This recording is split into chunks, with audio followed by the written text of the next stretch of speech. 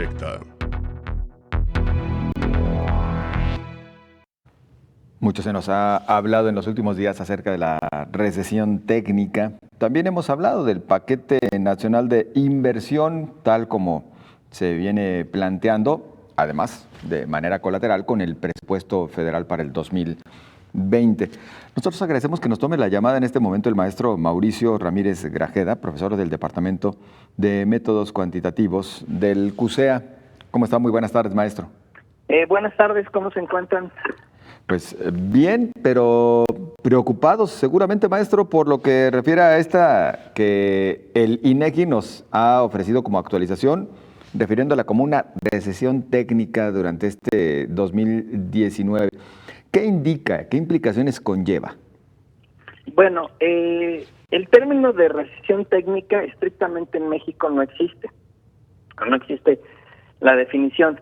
Más bien porque la recesión está asociada a un decrecimiento de la economía. Y en México lo que ha pasado en los últimos meses no es un decrecimiento de la economía o de la producción del país, sino lo que ha pasado es que se ha estancado la producción del país. Es decir, básicamente lo que producimos actualmente es lo mismo de lo que producimos hace un año. Y lo peor del caso es que no se ven expectativas o no hay expectativas de que esta producción crezca, por lo menos en los próximos meses, principalmente porque no hay un ambiente de confianza en la economía, en México en particular, y además porque hay expectativas de una recesión para el próximo año en los Estados Unidos que nos afectaría negativamente. Hablamos, sí, de desaceleración, sí, de estancamiento, maestro.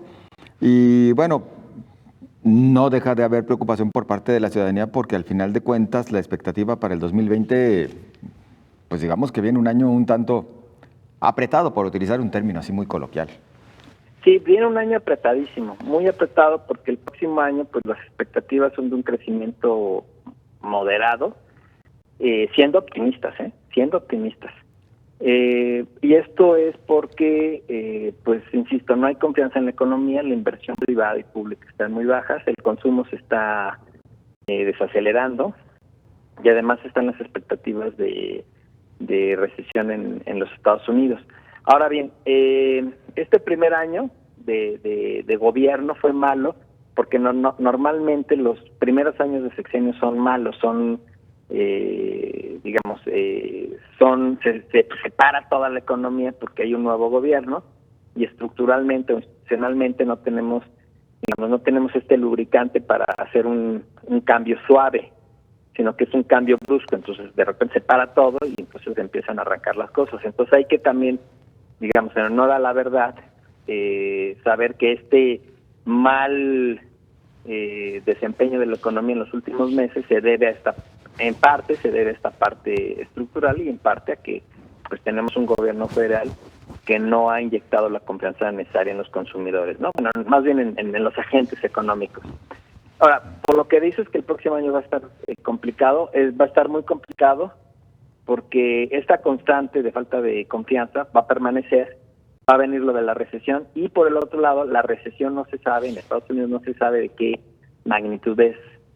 Entonces no se sabe si va a ser una recesión suave, es decir, donde el Producto Interno Bruto de Estados Unidos decrezca un par de trimestres o vaya a ser prolongada esta recesión o profunda. Entonces el problema es que hay mucha incertidumbre sobre las variables económicas en el futuro, ¿no?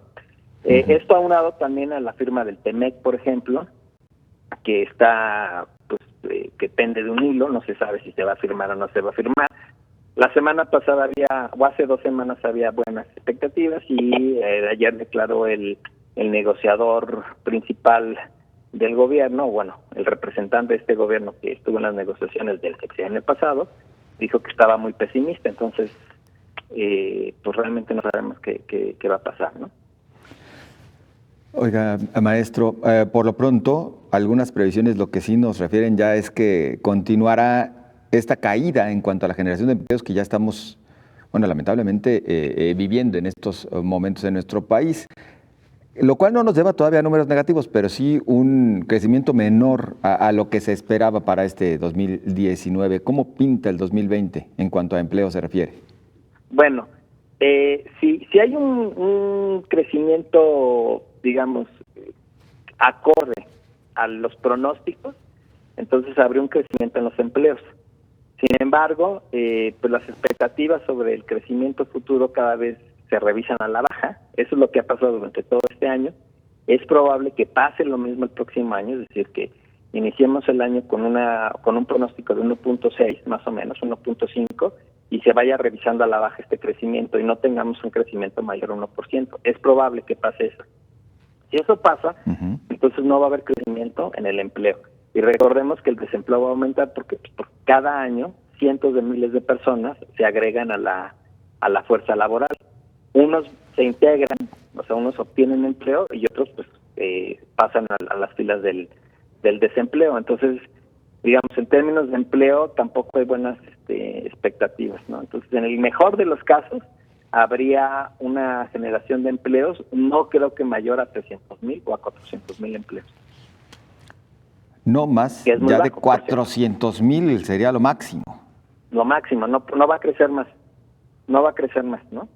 Que no cubre la expectativa. Si tenemos un buen año, si tenemos el escenario positivo, pero si tenemos el escenario negativo, hasta puede decrecer el número de empleos, es decir, puede haber despidos, ¿no? Claro. Ante este panorama, ¿qué es lo que se recomienda tanto para las empresas como para la economía doméstica? Bueno, para la economía doméstica es fomentar el ahorro. Esto también es un arma de doble filo para la economía, porque lo que están haciendo las personas es ser más precavidas, porque no saben cómo va a ser el futuro, entonces están ahorrando más, y eso deprime el consumo y por lo tanto deprime el crecimiento económico. Pero entonces yo como economista les recomiendo a los hogares que aumenten su ahorro. ¿Por qué? Para que prevean que los próximos 2 o 3 años no van a ser buenos, van a ser malos, porque no va a haber crecimiento económico. Y a las empresas, pues que también traten de reducir sus deudas, porque es posible que se deteriore el ambiente económico, y tener una deuda implica un peso muy grande, un peso financiero muy grande para las empresas. Maestro, por otra parte, bueno, ya se ha difundido el paquete de inversión nacional. ¿Cómo lo evalúa desde su visión? ¿Lo ha tenido oportunidad de revisar? Sí, mira, lo revisé someramente, pero en realidad, mira, una cosa es lo que está en el presupuesto y otra cosa es lo que realmente pasa. Entonces son dos cosas diferentes. Pero lo que está en este presupuesto para el próximo año realmente es muy bajo. ¿Por qué? Pues porque la inversión pública y la inversión privada están muy por abajo de lo que se necesita. Más o menos necesitamos que tanto el gobierno, en el sector público como el sector privado, más o menos que inviertan un 25% del PIB. Y prácticamente estamos por abajo de 20%. Entonces, esos 5 puntos implica menor crecimiento para la economía. Ahora, lo preocupante de estar en términos de inversión por abajo de lo que se requiere es que no solamente está reduciendo el crecimiento del año actual, sino está reduciendo el crecimiento del futuro. Ahora, ¿esto a qué se debe? Pues se debe en primer lugar a que el gobierno está gastando dinero en cosas que no debe de gastar. En primer lugar, está poniendo mucho dinero en Pemex, cuando es una empresa que está herida de muerte, pero nadie lo dice. Y en segundo lugar, cuando digo herida de muerte es que está herida de la bancarrota, ¿no? O sea, está más, ¿no?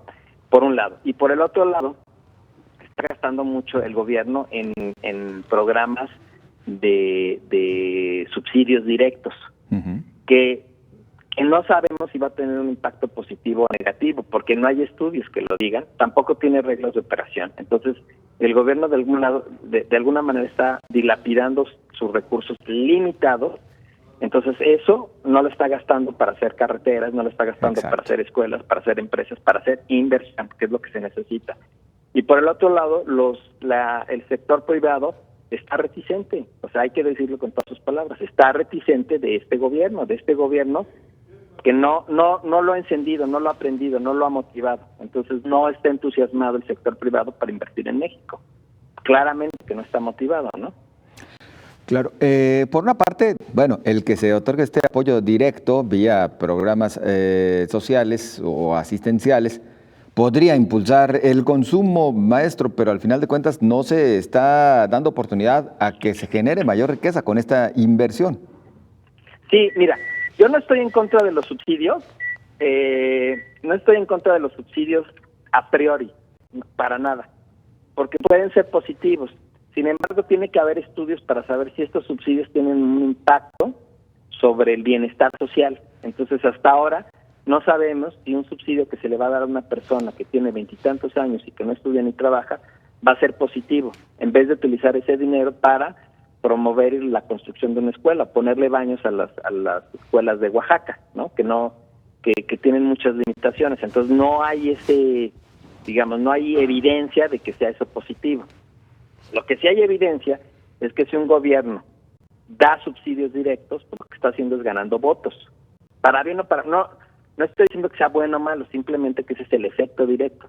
Claro. Entonces, la impresión que yo tengo y la impresión que tienen los analistas, tanto de ciencia política como de economía, es que básicamente estos subsidios son para atraer votos de personas para que voten pues por el partido oficial. ¿Estamos de acuerdo? Entonces, eso es lo que está pasando. Eso es lo que realmente está pasando y no va a haber un efecto directo sobre la economía. Y tanto no lo hay, que pues vemos que la economía no crece. Y tanto no lo hay, que vemos que las perspectivas o pronósticos de crecimiento económico de la economía pues son malos, ¿no? Malos para lo que se necesita en el país. Maestro, pues vaya, entonces manejarse con cautela ante el escenario que se avecina, tal vez sería el mensaje. Por lo pronto agradecidos por esta charla y seguramente vamos a estar muy en contacto, muy amable. Bueno, no, al contrario, el agradecido soy yo y ustedes no lo deberían de estar porque les inyecté un poquito de pesimismo, pero es mejor ser un poco realista y hablarle directo a tu público que pues darle vuelta a las cosas. Claro. Muchas gracias, maestro Mauricio Ramírez Grajeda. Hasta luego, señor Gutiérrez, que le vaya muy bien y Igual. que tenga buena tarde y buen provecho para todos. Igualmente es profesor del Departamento de Métodos Cuantitativos del CUSEA. Vamos a esta pausa, continuamos.